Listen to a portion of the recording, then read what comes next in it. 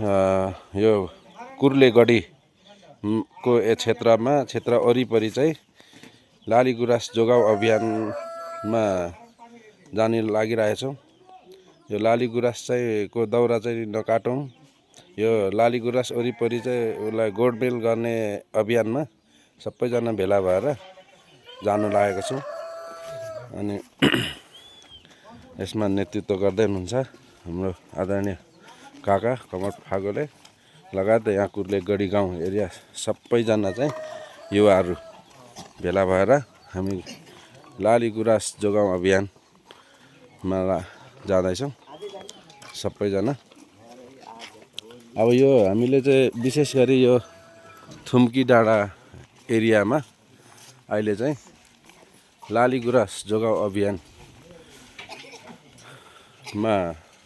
जाँदैछौँ। विशेष गरी यो बरको रुखदेखि माथि एक्लेबरदेखि माथि बिसाउने चौतारा को एरियामा गुराँसलाई चाहिँ गोडमेल गरेर फर्किनेछौँ।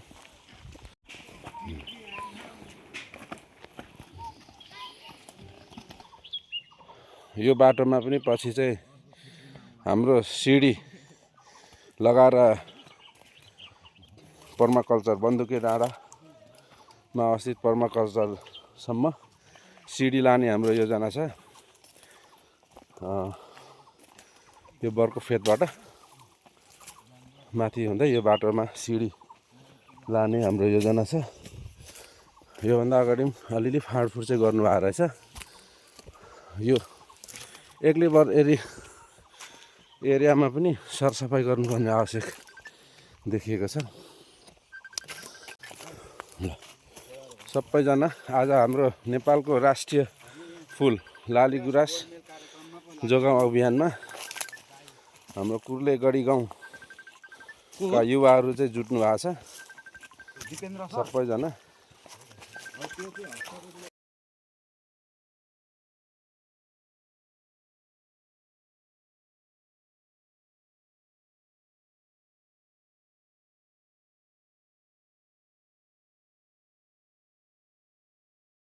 नेपालको राष्ट्रिय फुल लाली गुराँस जोगाउँ अभियानमा हामी यहाँ सबै जुटेका छौँ। हाम्रो यो कुर्लेगढी एरियाको सबै युवाहरू चाहिँ आउनुभएको छ। लाली गुराँस फुल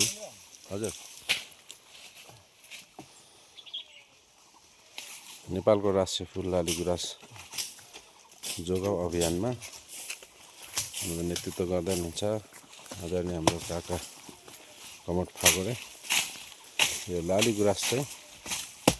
जोगाउनुपर्छ।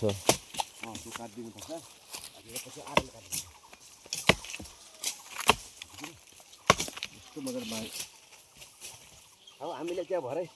यसो खाजा पानीको लागि केही भनेन।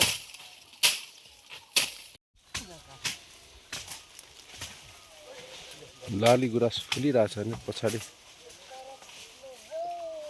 न्याउली पनि कराइरहेछ। विशेष गरी आज हामी चाहिँ यो क्षेत्र चाहिँ लाली गुराँसको बोटहरू धेरै देखियो। यो लाली गुराँसहरूको चाहिँ गोडमेलहरू गरिएको छ। आज हामीले गोडमेल गर्दैछौँ। यो क्षेत्र चाहिँ भोलि गएर लाली गुराँस हाम्रो नेपालको राष्ट्रिय फुल लाली गुराँस पार्क बनाउने हाम्रो लक्ष्य छ। यो एरियामा चाहिँ विशेष गरी दाउरा काट्ने चलन भएकोले गर्दाखेरि यसलाई गोडमेल गरेर यो क्षेत्रभित्र चाहिँ अब आइन्दा चाहिँ लाली गुराँसको दाउरा काट्न मनाइ गरिएको छ। हामीले योभन्दा अगाडि यस लाली गुराँसको महत्त्व नबुझेको हुनाले गर्दाखेरि हामीले आज चाहिँ अभियान लाली गुराँस जोगाउँ अभियान नै चलाएका छौँ।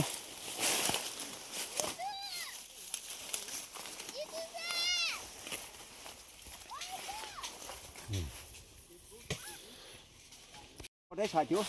तर यो चाहिँ मङ्सिरमा मात्रै फुल्छ र आजको अभियान भनेको चाहिँ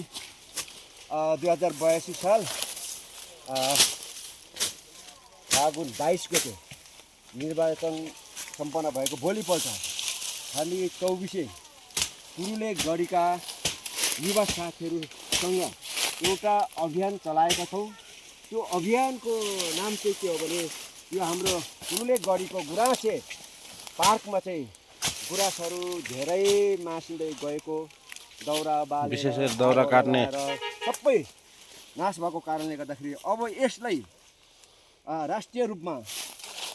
विकास गरेर एउटा 24 गाउँपालिकाको कुरुले गढीको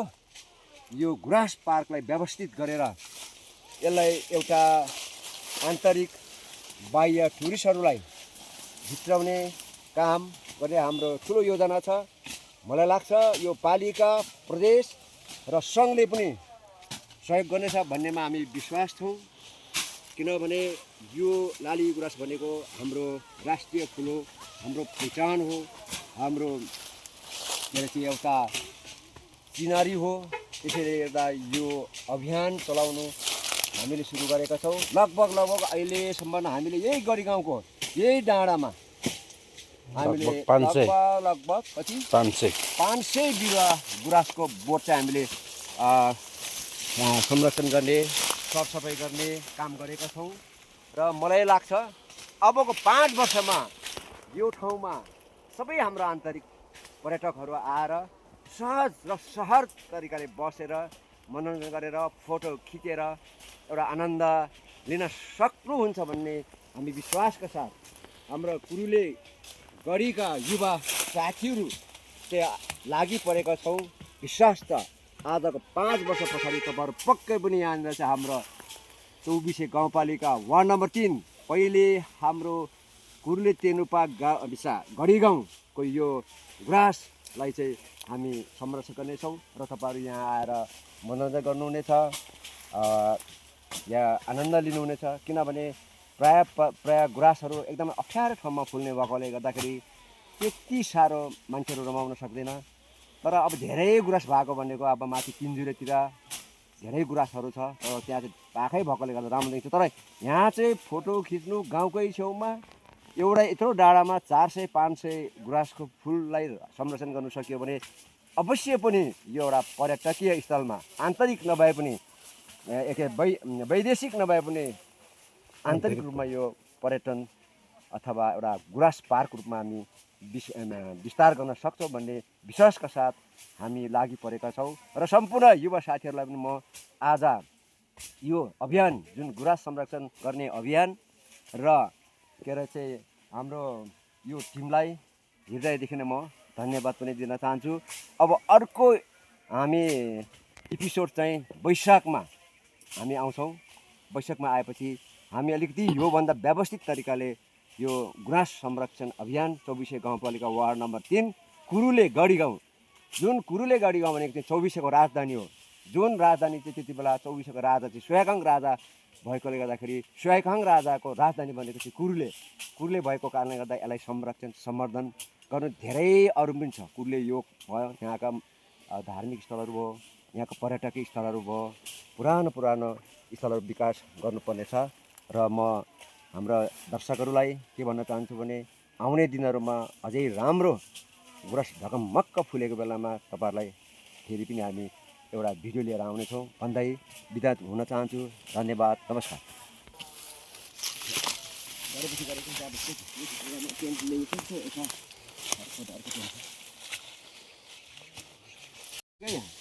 अनि यो यसको फेदवदी चाहिँ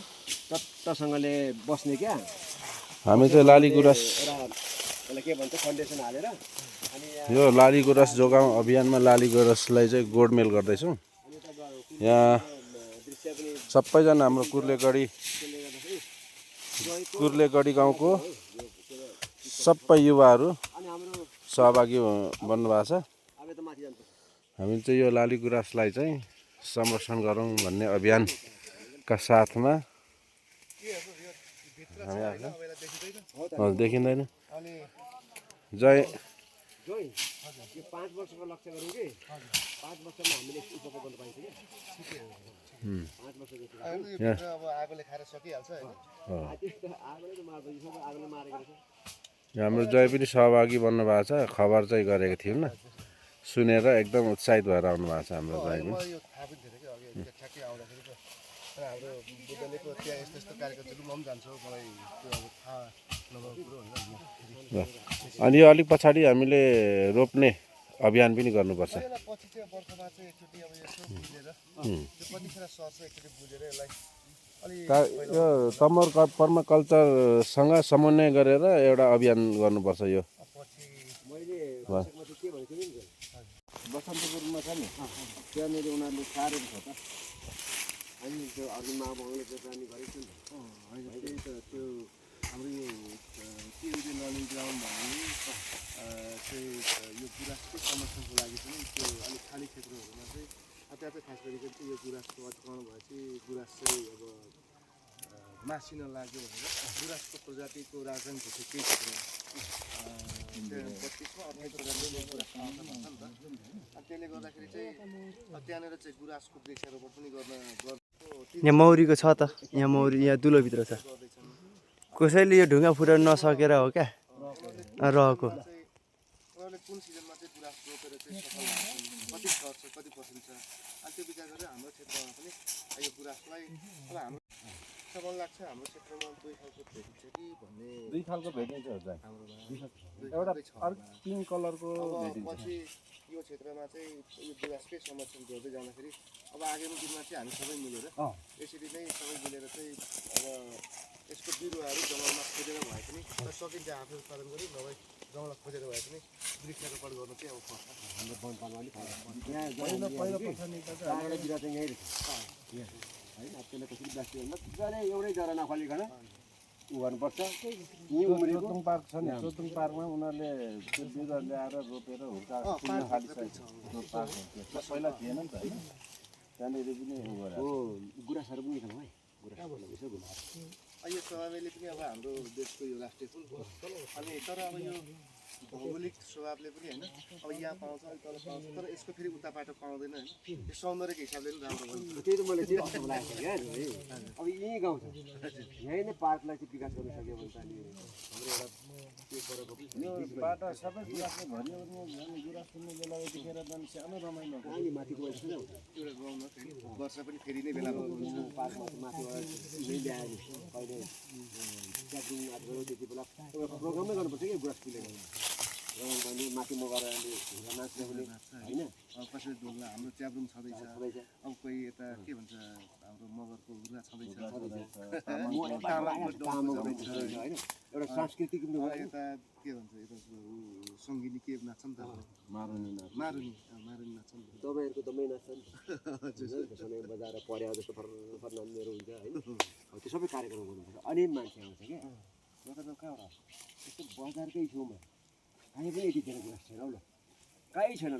बजारकै छैन अब डाँडा बजारमा चढ्यो कहाँ माथि छ लोडी जुन चाहिँ मुडे बस्तीमा जाँदाखेरि पर छ नि एउटा के अरे चाहिँ फोटो खिच्नु पर्दा पनि लोडिएला झरिएला भन्ने डर हुन्छ अब यहाँ त धेरै राम्रो हुन्छ नि ल अब अब यतापट्टिबाट यो मसिनो गर्दै जानु होला यहाँ छ त त्यहाँ एक दुईवटा मसिनो देखिरहेको छ त्यसलाई यसो छ र यहाँ गुराँस छैन यसो ल हामी चाहिँ आज लाली गुराँस जोगाउँ अभियानमा खटिरहेछौँ कुर्लेगढी गाउँका युवाहरू साथीहरू सबै यहाँ हाम्रो जय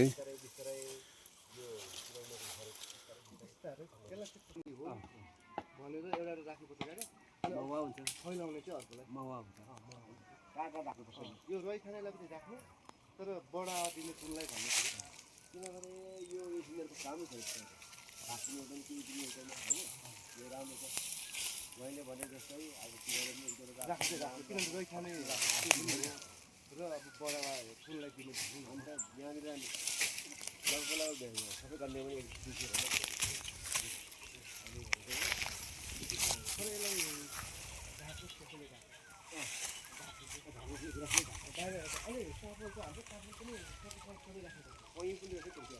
काफल पनि पाउँछ यहाँ अब यो जापानिज त्यो त्यो पैँयो पनि एक दुईवटा पैँयो फेरि मौसुमा फुल्छ नि पैँयो त पाउँछ अझै छ माटो आयो नि त्यहाँ मैले नि पहिला बिर्कोमा रोप्नु लाएको कति दिन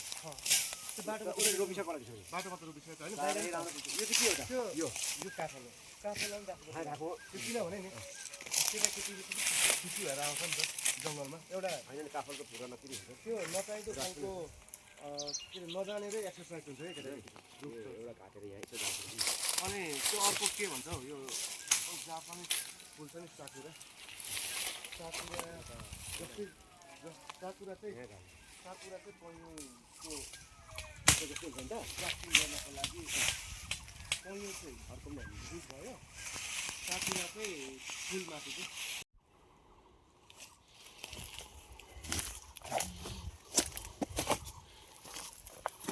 सालक पाउँदो रहेछ क्या यहाँ पनि हजुर सालकहरू निकै खोदालेको छ क्या यो क्षेत्रमा पाउँदो रहेछ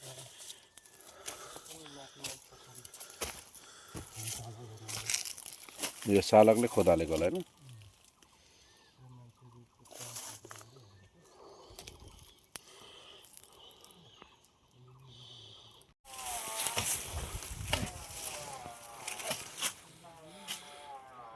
ल लाली गुराँस जोगाउ अभियानमा हामी कुर्लेगढी गाउँको थुम्की डाँडामा छौँ। यहाँ हाम्रो जय गुराँस संरक्षण अभियान अलिक तल झर्नु यताबाट नि नेपालको राष्ट्रिय फुल लाली गुराँसलाई हामीले जोगाउ अभियान अन्तर्गत हामी यहाँ कुर्लेगढी स्थित थुम्की डाँडामा चाहिँ हामी गुराँसलाई गोडमेल गर्दैछौँ।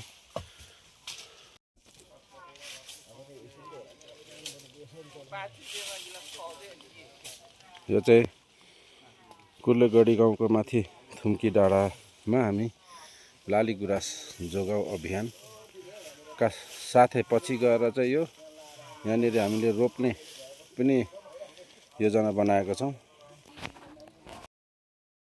लाली गुराँस जोगाउँ भन्ने मूल नाराका साथ